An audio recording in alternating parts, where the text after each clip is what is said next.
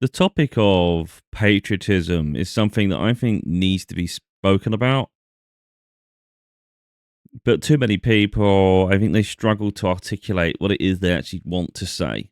So it's easy when someone gets lost in words, it gets lost in translation. So it's easy to pick apart what someone says, easy to make them seem like they don't care, they're selfish, self entitled, um, and that they don't believe in a bigger cause, or they don't love where they come from. And I think it's easy to attack that when there's deeper reasons. The problem we have, well, I would argue potentially the problem we have, but I think also the beauty of today is that we question things deeper, I think, than we've ever questioned anything. I think we see through corruption far more vastly than we did in the past. So nowadays, it's less about not being patriots. It's more that we don't trust those who wield power. So it's not that you don't love your country, you just don't trust those who govern it. That's a problem. And that's what it genuinely comes down to. And I could talk from personal opinion with that, you know. The real problem is we don't people I think can appreciate how delicate life is, how precious the experience we have is. It's time limited, it's time sensitive, and most of us want to live a long, fulfilling life. And that's not cowardice, it's not weakness. It's understanding that, we are in charge of our life, our destiny. And if we want to put our life in the hands of someone, it better be from someone you damn well trust. And it better be for a cause that's worthy of that sacrifice, because human life, to risk that, is immense sacrifice. It's like one of the biggest sacrifices you could do, or if not the biggest. So it better be for a purpose. And I think nowadays it's like people are just treated like human fodder. We're meat fodder. That's the anticipation. That's the expectation. That's what countries expect. So when they go to wars with countries that have nothing to do with you, and you weren't involved in the negotiation process or any of the thought process, you're just seen as a statistic. I think that's quite a frightening place to be. I'm not a pawn in some game. So effectively, that's just what it becomes. When you've got these people, heads of state, that's all it becomes. They say, how many people can we call upon? Oh, I have 1 million. I have 2 million. Well, that's a good place to be. Well, each of those are individuals. Each of those lives a life. Each of them has an opportunity to have wonderful experiences. That's just not a statistic. That's not a number. That's not what just something out of thin air here. This isn't a game. This is life. But there's too much corruption and power in this world, to the point where people are merely statistics that just don't realize it. So the trouble is, some people, they get caught up in the illusion that what they're doing is for a bigger purpose within an establishment, so a territory, a country, and they have good intentions. So they think what they're doing is righteous and there's a purpose to it, not realizing that those who will power don't really have much respect for you as a person, and they will manipulate that and destroy it just for their own gain. Meanwhile, they'll never risk themselves. That's part of where the problem comes. So when you go deeper and deeper into it, it's a case of, upon reflection, I think the world could look a lot different if people who had power tried to make it different. I think it'd be more balanced. I think we could coexist an awful lot better. I think there could be respect amongst cultures, amongst nations. I don't think we need this divisive, corrupted existence. But I'm not in position of power, so I don't get to wield a contribution towards that. We don't get to have the influence, I guess, that maybe should exist. So when you've got corrupted heads of state potentially ordering people to risk their lives for their cause, it's like, I don't believe in your cause. I love my country. I love what it stands for. But I don't trust those who wield power. So do I stand shoulder to shoulder with them? No. No. Because we're not the same, me and them. And that's what it comes down to, and I think it gets lost in translation where someone says, "Oh, I'm not doing that," or "I'm not doing that," and it's like, "No, I ain't either." And I just don't think people have a very capable way of articulating that. So, reality is most of us are not um, up with the latest news, I guess, around the world with every little thing. So, how things get to be, it's not always so obvious. And I think, like I said, some people pull the wool over their eyes and tell themselves something's righteous, and you got to wonder whether it is, because our lives actually mean something, and we deserve the opportunity to live a fulfilling life, as does everyone on this planet. And I don't think anyone has a right to take that away from someone. It's not an easy thing, is it? I think to decide to lose your life or risk it. It's not something so light, is it? That's really precious. Anyone that says otherwise, I think, is deluded. Um, but yeah, we can for the right cause, for the right reasons. Maybe you're prepared to take a risk, but it better be a bloody good cause, and better be a bloody good reason, and there better be no other options. Um, so let's say, for instance, the world there's like a madman on the loose who has the potential to destroy the planet. Let's think of it like Despicable Me. You got Gru. I don't think he's a madman in that sense, but there's always like this level of corruption. Let's say it's just a lunatic though, and there's no reasoning with them, but they're going to destroy the planet unless people are brave enough to stand against them.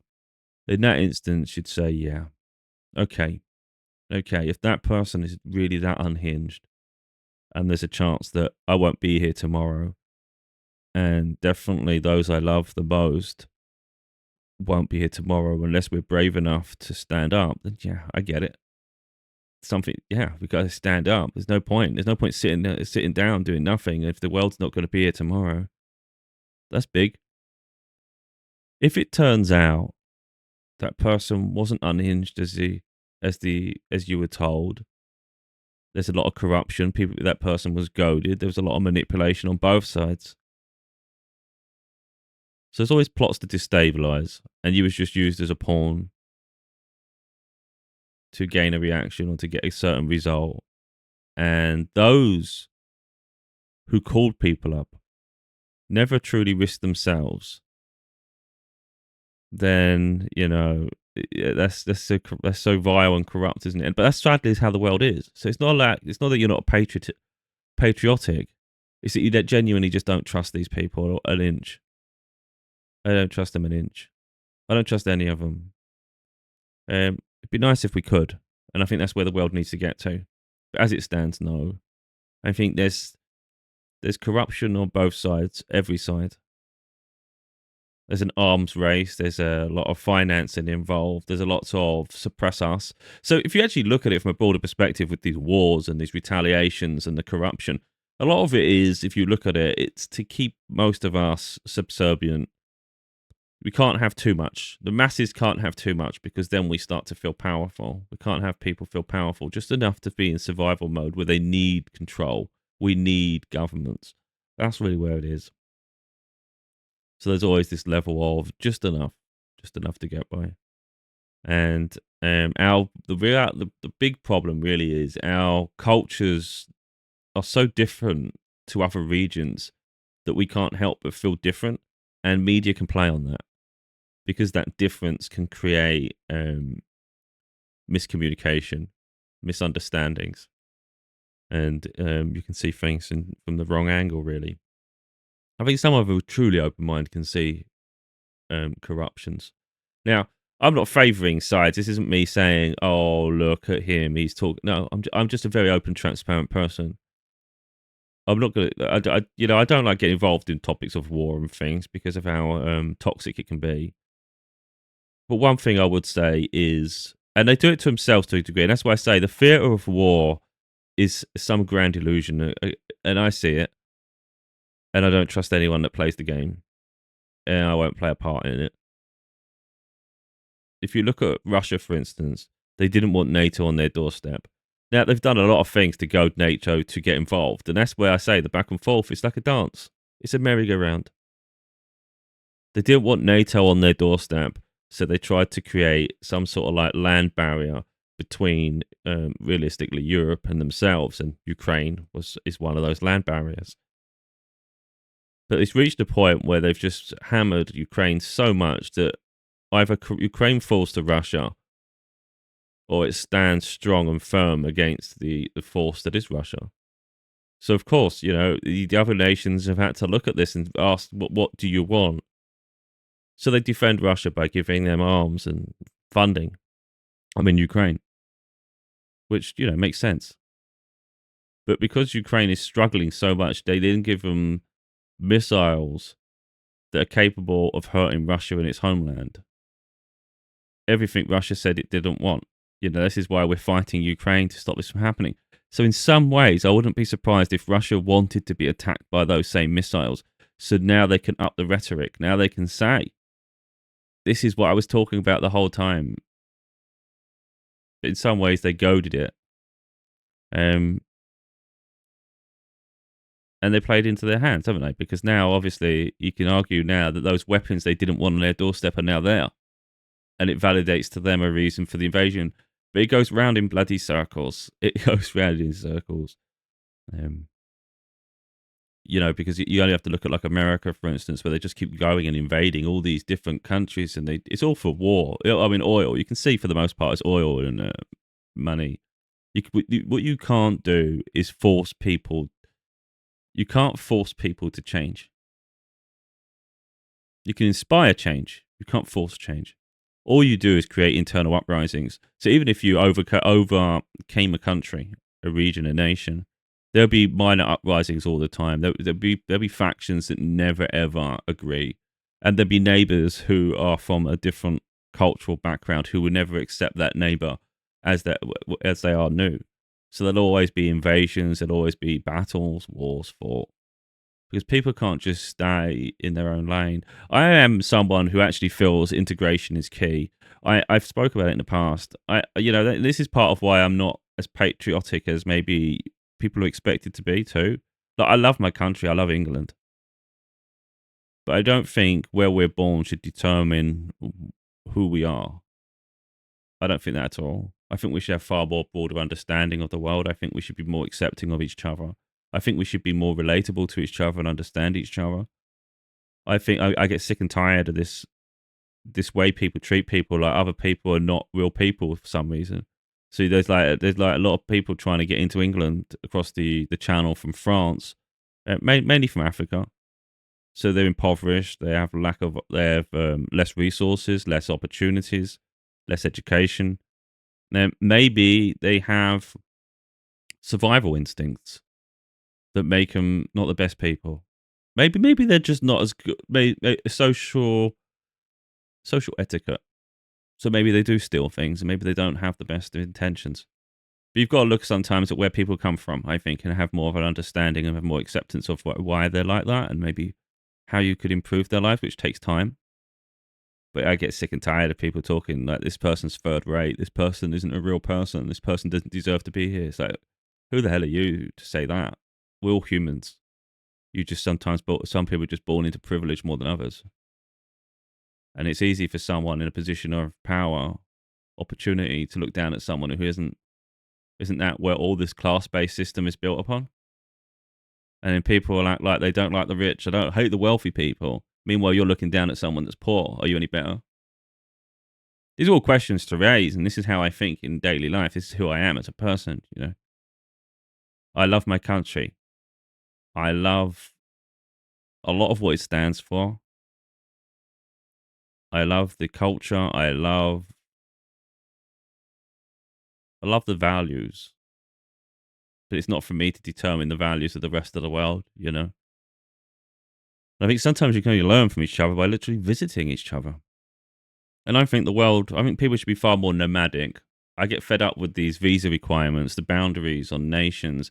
It's back in the day, at some point in history, people just started placing their flags everywhere. Then they started to create borders. And then at some point or other, there was like fighting between nations, between territories, and change. And in those nations, those kingdoms, they altered and changed throughout history as there was, tension and wars. and then new regions were established.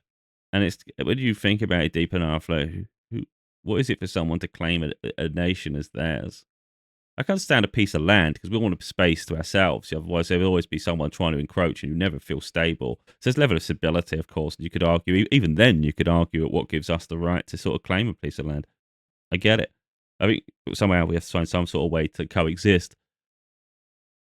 But I don't like this visa requirement where people who have higher rank in society, you got privilege of a nation you was born into, or you have ancestral lineage towards. You have more opportunity in this world than someone who doesn't. And tell me where the fairness is in that.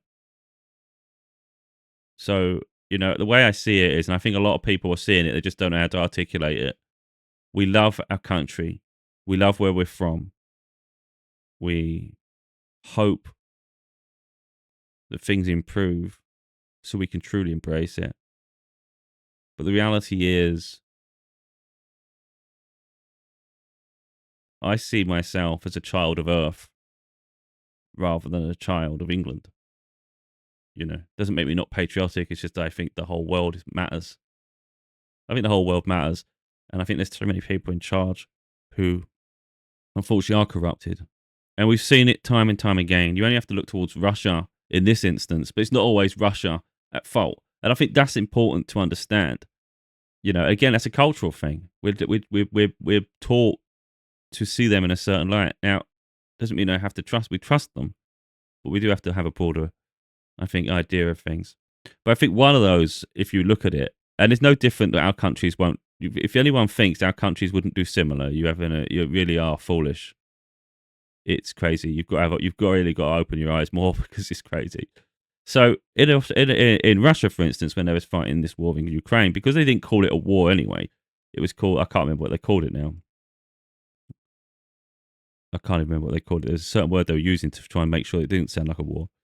But anyway, they enlisted. They were doing so bad in the war. Their actual army was struggling. So then they enlisted civilians of a certain age and gender, and that's what they were doing. Even though they had families, they had lives, they didn't want to join.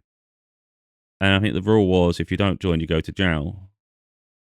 And sadly, a lot of those that went into this war, supposedly not war, have since died. And the country had no problem forcing them against their will to fight for them, and yet they lost their lives. For what? For what? You can't, unless you can 100% be sure, which I don't see how anyone can, that what you're fighting for makes sense, then I don't get it. I can understand fighting on land that's yours. So if invasion came to the borders of England, then you've got a decision to make. And even then, I don't know if it's 100% an easy decision, because this is where we get misconstrued with things. We think we're fighting for the piece of land we have. We think we're fighting for our ideals, our freedom.